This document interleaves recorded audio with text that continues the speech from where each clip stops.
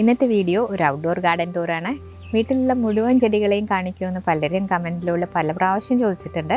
അപ്പോൾ ഇന്നത്തെ വീഡിയോയിൽ നമ്മൾ പുറത്തുള്ള എല്ലാ ചെടികളെയും കാണിക്കുന്നുണ്ട്. അതേപോലെ ബോഗൻവില്ലയിൽ നിറച്ച് പൂക്കൾ കിട്ടാനുള്ള ഒരു സിമ്പിൾ ടിപ്പും പറയുന്നുണ്ട്. പിന്നെ നിലത്ത് ചെടി നടുന്നത് എങ്ങനെയാണ്, പെർഫെക്റ്റായി എങ്ങനെ നിലത്ത് ചെടി നടാമെന്ന് കുറേ പ്രാവശ്യം എന്നോട് കാണിക്കുമെന്ന് ചോദിച്ചിട്ടുണ്ടായിരുന്നു. അതും നമ്മളിതിൽ ഡെമോൺസ്ട്രേറ്റ് ചെയ്യുന്നുണ്ട്. അപ്പോൾ നമുക്ക് ഒരു അറ്റത്തുനിന്ന് ചെടികളെ കാണാം.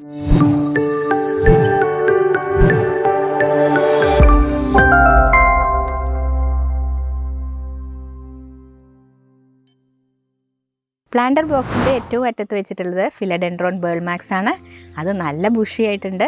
ഇതിവിടെ അത്യാവശ്യം വെയിൽ കിട്ടുന്ന ഒരു ഭാഗത്താണ്. പീസ് ലില്ലിയൊക്കെ വെയിൽ കൊണ്ടാലും അത് അഡാപ്റ്റഡ് ആയിട്ടുണ്ട്. ഇപ്പോൾ പൂക്കളൊക്കെ കണ്ടില്ലേ, ഫെയ്ഡായി. ഇങ്ങനെ പൂക്കൾ ഫെയ്ഡായി കഴിഞ്ഞിട്ടുണ്ടെങ്കിൽ നമ്മളതൊക്കെ കട്ട് ചെയ്ത് കളയണം. ഇല്ലെങ്കിൽ അത് ചെടിക്ക് കൂടുതൽ ന്യൂട്രിയൻ ലോസ് ഉണ്ടാക്കും. അപ്പോൾ ആ ന്യൂട്രിയൻസൊക്കെ സേവ് ചെയ്യാൻ വേണ്ടി, ഇതിനെ മെയിൻറ്റെയിൻ ചെയ്യാൻ വേണ്ടി ന്യൂട്രിയൻസ് ഉപയോഗിക്കേണ്ടി വരും. അപ്പോൾ അത് സേവ് ചെയ്യാൻ വേണ്ടിയിട്ട് നമുക്ക് ഇങ്ങനെ ഫെയ്ഡായ പൂക്കളെയൊക്കെ കട്ട് ചെയ്ത് കളയാം.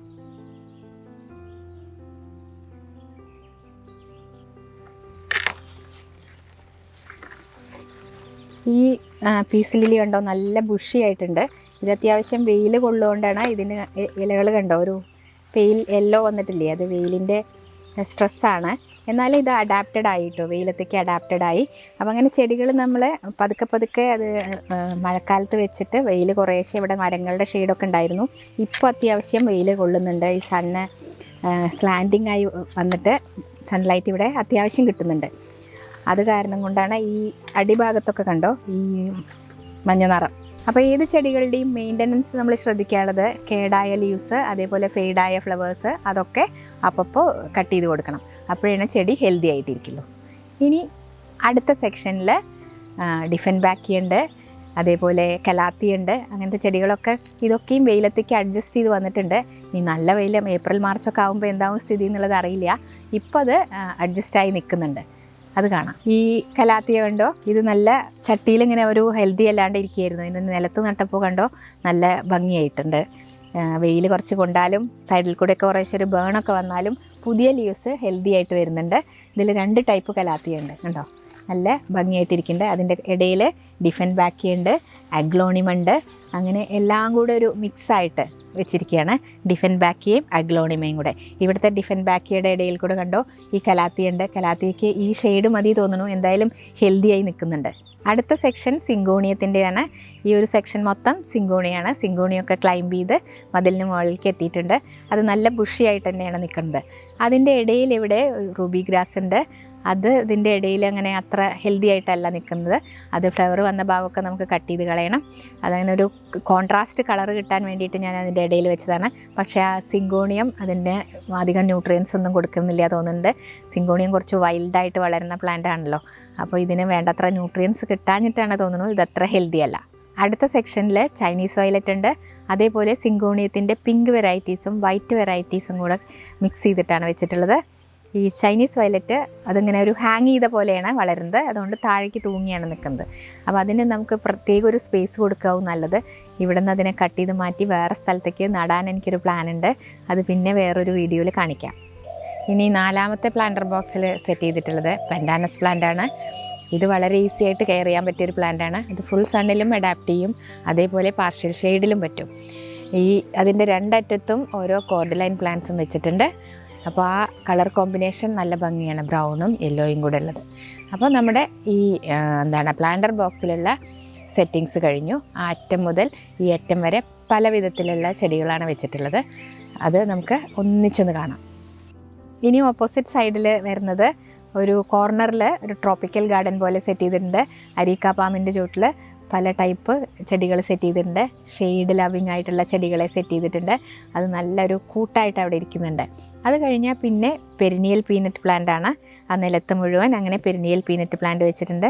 പിന്നെ അതിൻ്റെ എഡ്ജിൽ കൂടെ ഗ്രൗണ്ട് ഓർക്കിഡിൻ്റെ ഒരു ലൈനും വെച്ചിട്ടുണ്ട്. അതിൻ്റെ ഔട്ടർ ഭാഗത്ത് വെച്ചിട്ടുള്ളത് ചെമ്പരത്തികളുടെ ഒരു ലൈനാണ്. ചെമ്പരത്തി കൊണ്ടൊരു എഡ്ജിങ് കൊടുത്തിരിക്കുകയാണ്. ഇനി നമുക്ക് അടുത്ത സെക്ഷൻ കാണാം. അതിലെ ഹൈലൈറ്റാണ് ഈ മെലസ്റ്റോമ പ്ലാന്റ്. ഇതിൻ്റെ കെയറൊക്കെ നമ്മൾ പല വീഡിയോസിലും പറഞ്ഞിട്ടുണ്ട്. സൺലൈറ്റ് റിക്വയർമെൻറ്റ് ആരും ചോദിച്ചിട്ടുണ്ടായിരുന്നു. സൺലൈറ്റ് വേണ്ടത് ഇതിന് രാവിലത്തെ വെയിൽ കിട്ടുന്ന ഭാഗത്ത് നടുകയാണ് വേണ്ടത്. ഉച്ചയ്ക്ക് ശേഷമുള്ള വെയിൽ കിട്ടിയാൽ പൂക്കളൊക്കെ വാടി നിൽക്കും. അപ്പോൾ എപ്പോഴും രാവിലെ മുതൽ ഉച്ച വരെ ഒരു 12 മണി വരെ, 8 മണി മുതൽ 12 മണി വരെയുള്ള ഒരു വെയിൽ കിട്ടുന്ന ഒരു ഭാഗത്താണ് നട്ടുന്നുണ്ടെങ്കിൽ ഇത് നല്ല ഭംഗിയായിട്ടിരുന്നുള്ളൂ. എപ്പോഴും നിലത്ത് നടാനും ശ്രദ്ധിക്കുക. അപ്പോൾ കൂടുതൽ ഹെൽത്തി ആയിട്ടിരിക്കും. ചട്ടിയിൽ വെക്കുന്ന മെലസ്റ്റോമകൾക്ക് പലപ്പോഴും ഒരു 2 വർഷം കഴിയുമ്പോഴേക്കും അത് നാശമായി പോണതാണ് കണ്ടിട്ടുള്ളത്. നിലത്ത് വെച്ച് അത് അവിടെ സെറ്റായി കഴിഞ്ഞാൽ പിന്നെ അത് പോവില്ല. ഇതേപോലെ നിറച്ച് പൂക്കളുണ്ടാവും. പിന്നെ അടുത്ത സെക്ഷൻ, അതിനടുത്തൊക്കെ പൂച്ചെടികളുടെ ഒരു സെക്ഷനാണ്. പൂച്ചെടികളുടെ കെയർ നല്ല വ്യത്യാസമാണ് ഇലച്ചെടികളിൽ നിന്നും. പൂച്ചെടികൾക്ക് പൂക്കൾ കിട്ടണമെങ്കിൽ നമ്മളതിന് റെഗുലറായി ഫെർട്ടിലൈസ് ചെയ്യണം. അതിൻ്റെ ഡീറ്റെയിൽ ആയിട്ടുള്ളൊരു വീഡിയോ നമ്മൾ ചാനലിൽ അപ്ലോഡ് ചെയ്തിട്ടുണ്ട്. കാണാത്തവരതും കാണും കേട്ടോ. ഇവിടെ ഒരു ലൈനായിട്ട് തെച്ചിച്ചെടികളുണ്ട്. അതിൻ്റെ എഡ്ജിൽ യൂഫോർബിയ പ്ലാന്റ്സ് ചട്ടികളിൽ വെച്ചിട്ടുണ്ട്. അതിൻ്റെ ബാക്കിലേക്ക് കുറച്ച് വലിയ ചെടികളാണുള്ളത്. അതിൻ്റെ ബാക്കിൽ യുജീനിയ ഉണ്ട്, വെരിഗേറ്റഡ് യുജീനിയ ഉണ്ട്, അതേപോലെ ഗോൾഡൻ അറീലിയ ഉണ്ട്. രണ്ടറ്റത്തും ഓരോ ഗോൾഡൻ അറീലിയ പ്ലാന്റും നടുക്കിലൊരു വെരിഗേറ്റഡ് യുജീനിയയും പ്ലേസ് ചെയ്തിട്ടുണ്ട്. പിന്നെ അതിൻ്റെയും ബാക്കിലേക്ക് ക്രോട്ടൺ ചെടികളാണ് വെച്ചിട്ടുള്ളത്. അത് വലുതായി വരുന്നേ ഉള്ളൂ. അപ്പോൾ അങ്ങനെ ഒരു ലെവലിൽ 3 ലെവലിൽ വരുന്ന ചെടികളെ, ചെറിയ ചെടികൾ ഫ്രണ്ടിൽ, അതിൻ്റെ ബാക്കിലേക്ക് കുറച്ചുകൂടെ ഹൈറ്റിലുള്ളത്, പിന്നെ അതിൻ്റെയും ബാക്കിൽ ക്രോട്ടനെ കുറച്ചുകൂടെ ഹൈറ്റായിട്ട്, അപ്പോൾ ഒരു എഡ്ജിങ് പോലെ വരാൻ വേണ്ടിയിട്ടാണ് അങ്ങനെ ചെയ്തിട്ടുള്ളത്. ഇവിടെ ഒരു യൂഫോർബിയ ലൈൻ ഉണ്ട്. അതേപോലെ ഈ മതിലിൻ്റെ ചുറ്റും യൂഫോർബിയ വെച്ചിട്ടുണ്ട്. വളരെ വലിയ യൂഫോർബിയ. ഞാൻ യൂഫോർബിയ അധികം പ്രൂൺ ചെയ്യാറില്ല. കാരണം പ്രൂൺ ചെയ്തിട്ടുണ്ടെങ്കിൽ ഇതിന് മഴക്കാലത്ത് എനിക്ക് ഷിഫ്റ്റ് ചെയ്യാൻ ബുദ്ധിമുട്ടാണ്, കുറേ ചട്ടികളുള്ളതുകൊണ്ട്. അപ്പോൾ ആ പ്രൂൺ ചെയ്ത ഭാഗത്തൂടെ വെള്ളം ഇറങ്ങിയിട്ട് ചീഞ്ഞു പോകാനാണ് പതിവ്. അപ്പം ഞാനത് പ്രൂൺ ചെയ്യാത്തതുകൊണ്ട് ചെടികൾ നല്ല വലുതായിട്ടുണ്ട്. വലിയ ചെടികളെയൊക്കെ മതിലിൻ്റെ സൈഡിൽ കൂടെ വെച്ചിട്ടുണ്ട്. ഈ യൂഫോർബിയ പ്ലാന്റ്സിനെ നേരത്തെ ഇങ്ങനെയല്ല അറേഞ്ച് ചെയ്തിട്ടുണ്ടായിരുന്നത്. സെൻറ്ററിൽ അവിടെ വീടിൻ്റെ പ്ലോട്ടിൻ്റെ സെൻറ്ററിൽ ഓരോ ഗ്രൂപ്പായിട്ടാണ് വെച്ചിട്ടുണ്ടായിരുന്നത്. കുറച്ച് കഴിഞ്ഞപ്പോൾ ആ അറേഞ്ച്മെൻറ്റ് മടുത്തു. അപ്പോൾ മാറ്റിയതാണിതിങ്ങനെ. ഇനിയിപ്പോൾ ആ ഭാഗത്തൊക്കെ നമ്മൾ വേറെ ചെടികളാണ് വെച്ചിട്ടുള്ളത്. ഒരു ഔട്ടർ ലൈൻ ബോഗൻവില്ല കൊടുത്തിട്ടുണ്ട്. സെൻറ്ററിൽ കുറച്ച് ക്രോട്ടൺസും അതേപോലെ ഫയർ ക്രാക്കർ പ്ലാന്റ്സാണ് കൊടുത്തിട്ടുള്ളത്. Bougainvillea plants seasonal flowering plants ആണ്. അപ്പോൾ അതിൻ്റെ ആ സീസണിൽ നമ്മളതിനെ നന്നായി ഫെർട്ടിലൈസ് ചെയ്യണം. അത് ഫെർട്ടിലൈസ് ചെയ്യാൻ വളരെ ഈസി ആയിട്ടുള്ള എല്ലാവർക്കും ചെയ്യാൻ പറ്റിയ ഒരു ടെക്നിക്ക് ഉണ്ട്. അതായത് നമ്മുടെ ചാരമുണ്ടല്ലോ, വിറക് കത്തിച്ച ചാരം, ആ ചാരവും കുറച്ച് ചാണകപ്പൊടിയും കൂടെ മിക്സ് ചെയ്തിട്ട് ഇട്ട് കൊടുത്തിട്ടുണ്ടെങ്കിൽ പെട്ടെന്ന് പൂക്കൾ വരും. ചാരത്തിൽ നല്ല പൊട്ടാഷ്യം അതുകൊണ്ടാണ് അങ്ങനത്തെ അത് നമ്മൾ അപ്ലൈ ചെയ്യുമ്പോൾ പൂക്കൾ വരുന്നത്. അപ്പോൾ ചട്ടിയിൽ മണ്ണിളക്കിയിട്ട് ചാണകപ്പൊടി ഈ ചാരവും കൂടെ മിക്സ് ചെയ്ത് ഇട്ട് കൊടുക്കാം. പിന്നെ ഒരു ആഴ്ച കഴിഞ്ഞാൽ NPK ഇട്ട് കൊടുക്കാം, പൊട്ടാഷ് ഇട്ട് കൊടുക്കാം. അങ്ങനെ മാറി മാറി നമുക്ക് ഫെർട്ടിലൈസ് ചെയ്ത് കൊടുക്കാം. എന്നാൽ അതേപോലെ പൂക്കൾ വരും. എൻ്റെ എല്ലാ ബോഗൻവില്ലയിലും പൂക്കളായിട്ടില്ല. ഈ ഒരു ബോഗൻവില്ല ഓൾമോസ്റ്റ് എല്ലാ സമയത്തും പൂവുണ്ടാവാറുണ്ട്. ഇതൊരു പ്രത്യേക വെറൈറ്റി ആണോ എന്ന് എനിക്കറിയില്ല. ഇതിൽ എപ്പോഴും പൂക്കൾ കാണാം. നല്ല മഴയുള്ളപ്പോൾ മാത്രമേ പൂക്കളില്ലാതിരിക്കുള്ളൂ. മഴ പോയി കഴിഞ്ഞാൽ ഉടനെ ഇത് പൂക്കാൻ തുടങ്ങും. പിന്നെ കുറച്ച് ഏരിയയിൽ പേൾ ഗ്രാസ് വെച്ചിട്ടുണ്ട്.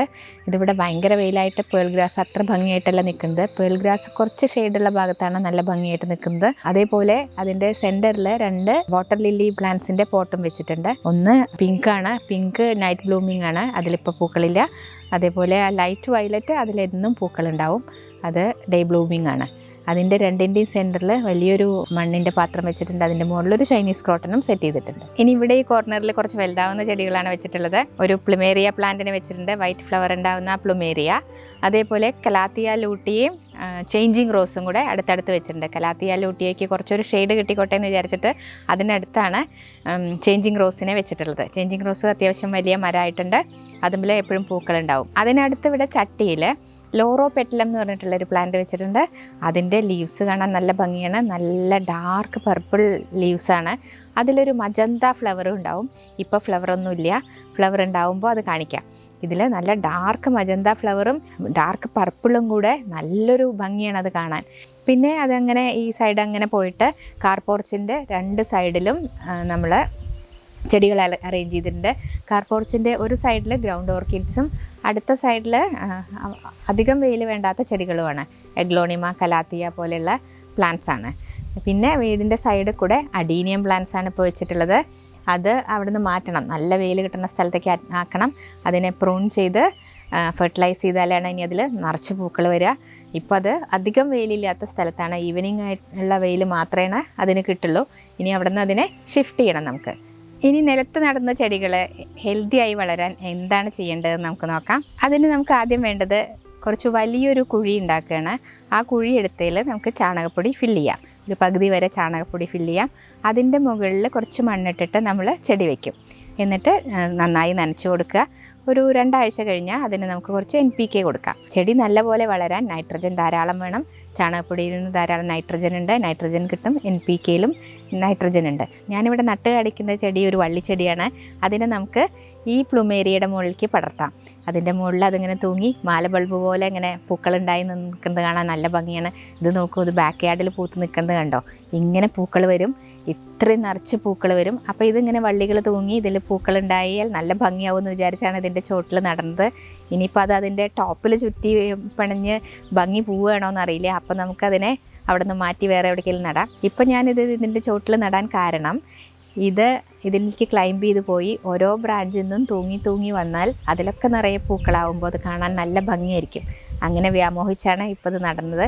അത് ഇങ്ങനെയാണോ ഇരിക്കുക അതോ തിരിച്ചതിൻ്റെ മുകളിൽ മുഴുവൻ ചുറ്റിപ്പിടർന്ന് ഭംഗി പോവുകയാണോ എന്ന് അറിയില്ല. അപ്പോൾ നമുക്ക് എന്താ വെച്ചാൽ ചെയ്യാം. ഇപ്പോൾ എന്തായാലും ഇതിൻ്റെ ചുവട്ടിലൊന്ന് നട്ട് നോക്കട്ടെ.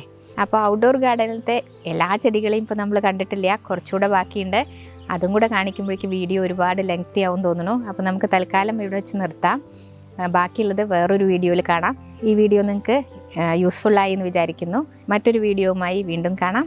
Thanks for watching.